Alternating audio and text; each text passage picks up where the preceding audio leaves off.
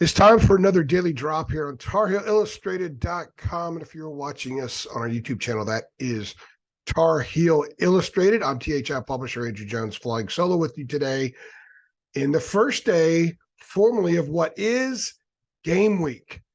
Game week is here for most of college football teams, if you played this past weekend. But for North Carolina, the Tar Heels are the team that we focus on here at THI. It is finally game week.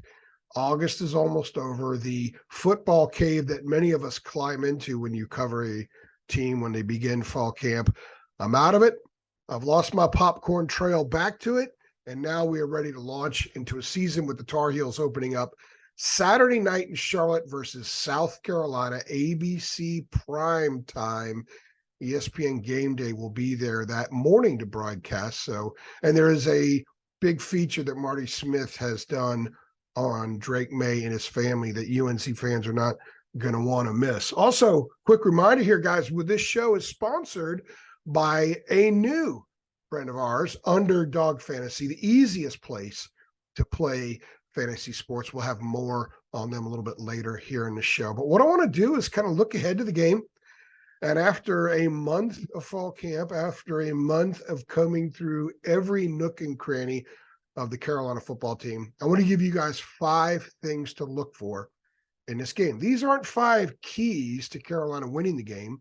These are just 5 things to look for to gauge progress in the Tar Heels from last year to this year. So let's go ahead and jump into it. First thing is going to be offensive line play, short yardage running, tight run spaces, and also pass protection. They kind of go hand in hand because they're both issues. One of the reasons North Carolina left points on the field last year, which Drake May openly admits, is for several reasons. He's not going to blame it on the offensive line. He's not going to blame it on the pass protection. He'll take responsibility for what he thinks his problems were. But in the broad look at things, it was in part the offensive line with short yardage running, especially when they got into the red zone. I think some of it was the play calling. It didn't help matters at times in the red zone, but also pass protection overall. May was sacked 40 times last year. Sam Howell the year before, 49 times under different offensive line coaches. Now there's a third offensive line coach in as many seasons, Randy Clements, who has a very good track record, was a Baylor for a long time. These 2 things are supposed to be improved. They're supposed to be more physical at the point of attack in the run game. They're supposed to have better balance in the pass protection game. So let's see how they handle that. Let's see how much better the offensive line is. Let's see how much more consistent the offensive line is. Chip Lindsey, the offensive coordinator, told us a couple of weeks ago, the line hadn't been consistent. Mac Brown, head coach, told us 2 weeks ago, well, they had some issues with tackles. He was feeling pretty good about center Corey Gaynor and then the guards, the 3 guards. And I'll throw Willie Lampkin in as the backup center as well. But Willie Lampkin, Jonathan Adorno, and M. Montilus. But it was the tackles that were having a little bit of trouble. So let's keep an eye on what you see from the offensive line in those 2 scenarios, tight running situations and pass protection. The next thing, the other side of the line of scrimmage, defensive line. Football is about the trenches.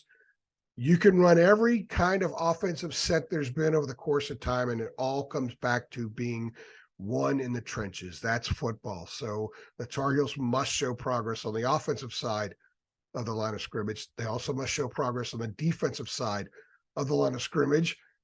How does the defensive front handle the run on first down? They've got to put themselves in some advantageous situations. Why didn't Gene Chizik blitz as much last year? There are a lot of reasons that went into it. One of them is the fact that if you're not in advantageous situations to blitz, it's generally wise to not blitz. But if you stop a team 1 or 2 yards, you put them in a 2nd and 8, a 2nd and 9, maybe you can dial up a blitz there. They can toss something underneath the defense, get 4 or 5 yards. You still got them in a 3rd and 4, 3rd and 5 situation if you don't get to the quarterback. So the defensive line must be better on runs on the first down. That was an area that was a problem at times last year. There were gashes. There were a lot of 2nd 2s and 2nd 3s, 2nd 4s. They can't allow that. They must cut down significantly on that. The other thing is pass rush. I mean, this is almost like mirror images of each other here with the O-line and the D-line. They got to develop a more conventional pass rush from the guys up front. If you do that, you don't have to dial up certain things in the back part of the defense. You don't have to blitz as much. You don't have to leave one of your DBs a little bit more naked out there in an isolated situation because you used a DB to blitz. If you generate more of a conventional pass rush, just pressure on the core QB, making a move, that's going to help the rest of the defense.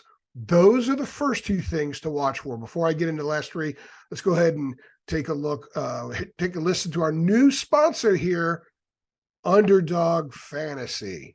I'm very excited to announce our new partnership with Underdog Fantasy. We decided to partner with Underdog because it's the easiest place to play fantasy sports, and it's also the fastest growing fantasy app in the industry. Now, Underdog Fantasy has a lot to offer, including their Pick'em game. And in Pick'em, you pick whether your favorite players will have a higher or lower stat total in this week's game for a chance to win big. It's so easy to play. Just pick 2 to 5 stats of your favorite players and choose whether they'll go higher or lower. You can 20x your money by going 5 for 5. They also have a Best Ball Mania. If you think you know football, definitely need to check this one out. This year's Best Ball Mania has $15 million in total prizes up for grabs, with the winner taking home $3 million.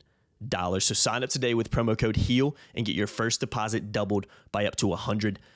Visit UnderdogFantasy.com or find them in the App Store. And don't forget to register with promo code HEAL, HEEL, to get your first deposit doubled up to $100.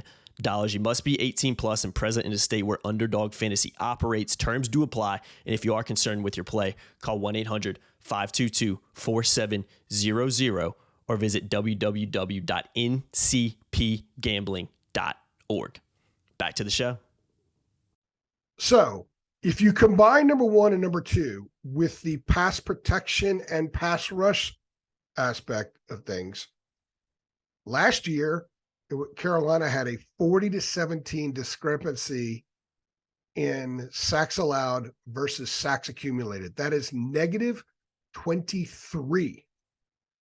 If they're, they have a turnover margin. If there was a sack margin, that would have been at or near the bottom of the nation at minus 23. So if the offensive line is better and don't allow as many sacks, let's say they trim the sacks by 12. That's 1 a game. That's 28. Let's say they improve the sacks by 12. That's 1 a game. That's 29-28. It's not ideal. Championship teams usually have a little better margin than that. But if this team is leaving Carter Finley Stadium at the end of November and they're in a +1 net sack ratio on the season, that would signal considerable progress on both sides of the line of scrimmage. All right, the next thing is at cornerback. I think they're better at corner now than they were a year ago. One of the issues at corner last year, the reason they didn't blitz so much, the reason they played so much soft coverage is because the staff didn't trust the corners to be able to play press coverage and play tight man coverage and stay with their man. A, there was the coverage aspect. B, there was the seeing the ball aspect. They allowed some tight completions in which they never saw the ball. One of the main reasons this team reached out to Elijah Huzzie as soon as he hit the transfer portal, and Elijah told me this himself, is because he sees the ball and he gets the ball. He had 6 interceptions each of the last 2 seasons at East Tennessee State. And Mac Brown has said, Gene Chizik has said, look, if you can see the ball and you can get to the ball at that level, you can see the ball and you can get to the ball at this level. And in practice, he's done that. He had an interception, I think, in the first or second practice. He had a couple more in the full scrimmage and then in a modified scrimmage situation. So he's shown this team throughout the month, and he also did some in the spring, that he can see the ball and he can get to the ball. So can Marcus Allen see the ball and get to the ball? Can Tayon Holloway see the ball and get to the ball? They're both a little bit long. They're both wiry and athletic. Holloway's got some spring to him. And the staff believes they have an opportunity to see the ball more often. They should see it more often, and they should get to more. One of the many amazing statistics on the negative for North Carolina the last 4 years, maybe one of the most amazing is the fact that its cornerbacks combined for 8 interceptions over the last 4 years. Huzzy had 12 himself. So do the corners see the ball? And can the corners get to the ball? They don't have to have picks Saturday night, but if they're disrupting and if their ability to see the ball puts them in situations where they almost get picks, because when that happens, QBs get progressively gun shy. That will work the Carolina's advantage, and that would be a sign of progress. The final thing is it place kicker. Who's the place kicker? Is it Noah Burnett? Is it Ryan Coe? Noah Burnett had a pretty good year last year for a while until late in the year. He missed 2 kicks against NC State, including one the end of overtime. Tar Heels lost. He missed a kick against Oregon that would have proven to be the difference of the game. Tar Heels lost. They went out and brought in Ryan Coe, who started his career at Delaware, had a lot of success, went to Cincinnati, had success, brought him in. The expectation was that Ryan Coe would win the job. Has he won the job? Maybe by the time this drop is posted, we will know, because the depth chart will be produced, will be released by North Carolina Monday morning. This may be an or situation where they have, say, Noah Burnett or Ryan Coe. Maybe they don't have the or there. Even if they do, I do think this is a competition that goes into the season, because whoever ends up attempting the first extra point and attempting the first field goal, I'm not 100% sure that it's their job. And this is based on the limited stuff that we've seen at practice and kind of what we've heard. Because I was surprised the last time we actually got to watch practice, Noah Burnett went first. He went before Ryan Coe. Now, both of them were 4 for 4 in those kicks. Looked pretty good.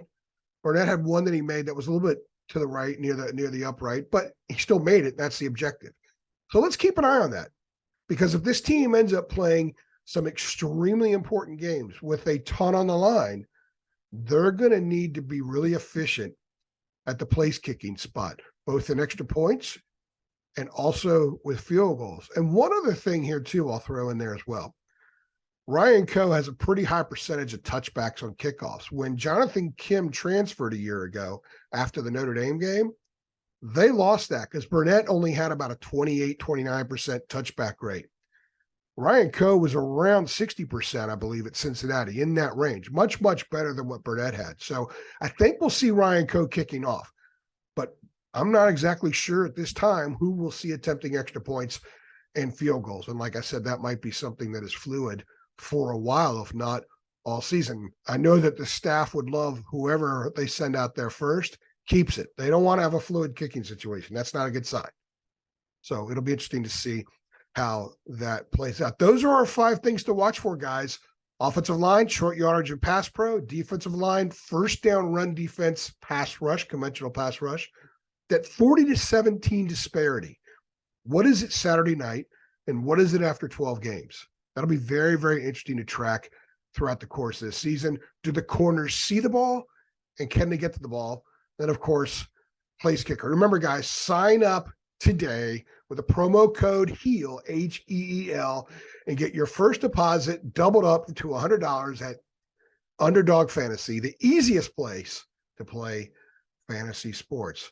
If you like this video, go ahead and click like, share it, send it to your friends, let them know that we are here. And if you just missed our promo at Rivals, you could have signed up for a 1-year subscription for $3.33 a month. You missed out on it, but you can still sign up. It's just $8.33 a month. You can be a Tar Heel insider too. So head on over to Tar Heel Illustrated and become a member of our community. I'm AJ. We'll see you guys tomorrow.